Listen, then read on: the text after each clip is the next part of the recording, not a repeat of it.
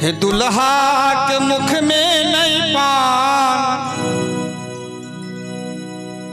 तखन किया मिथिला मेला।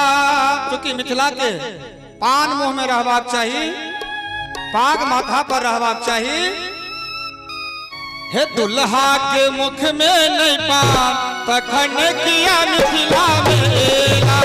दुल्हा के मुख में नहीं पान तखन किया मिथिला मेला।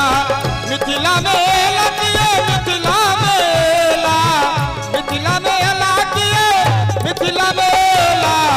मंदे मंदे मंदे ही नट मुस्कान तखन किया मिथिला मेला। दुल्हा के मुख में न पान तखन किया मिथिला मेला।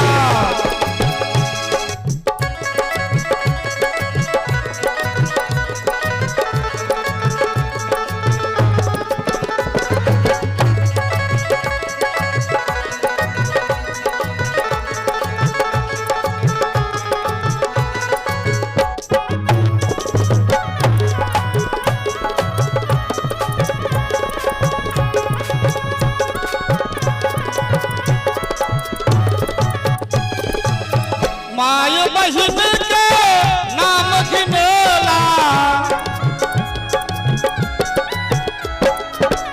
माय बहिन के नाम हसेला। बाबूजी के नाम घिनेला यो, नाम घिनेला यो, नाम घिनेला। जेबी में जेबी में जेबी में नहीं छन छादा तखन किया मिथिला मेला। दुल्हा के मुख में नहीं पान तखन किया मिथिला मेला।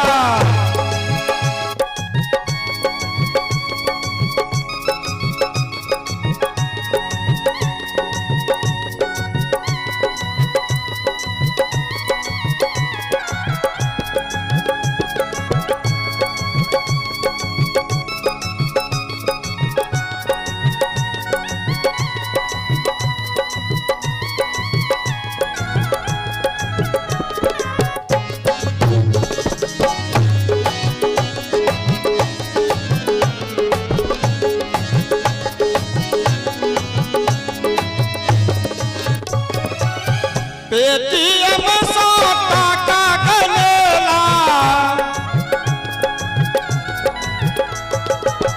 पेटीएम सौ टाका गनेला।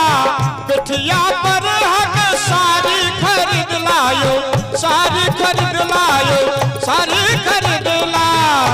आ दुल्हा बाबू के लेल हे बेचे छथिन, बेच लेला बेटा के चाम तखन किया मिथिला मेला। बेच लेला बेटा के चाम तखन किया मिथिला मेला। दुल्हा के मुख में नहीं पान तखन किया मिथिला मेला।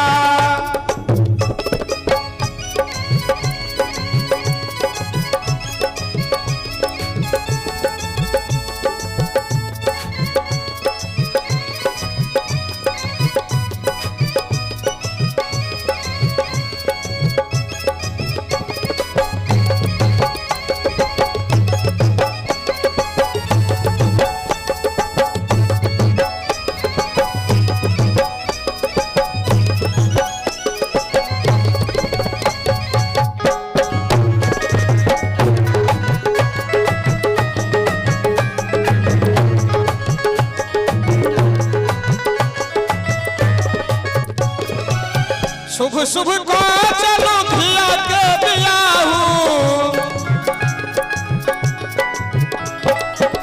शुभ शुभ को चलो धिया के बियाहू। नीति लिखल मंगल गीत गाबू यो, मंगल गीत गाबू यो, सब मिल गाबू। बेटी छै बेटी छै बेटी छै सीता समान तखन किया मिथिला मेला। बेटी छै सीता समान तखन किया मिथिला मेला। मिथिला मेला किए नाम हसेला, मिथिला मेला दुल्हा दुल्हा सुंदर मुख पा तखन किया मिथिला मेला, दुल्हा के मुख में नहीं पा तखन किया मिथिला मेला, दुल्हा के मुख में नहीं पा तखन किया मिथिला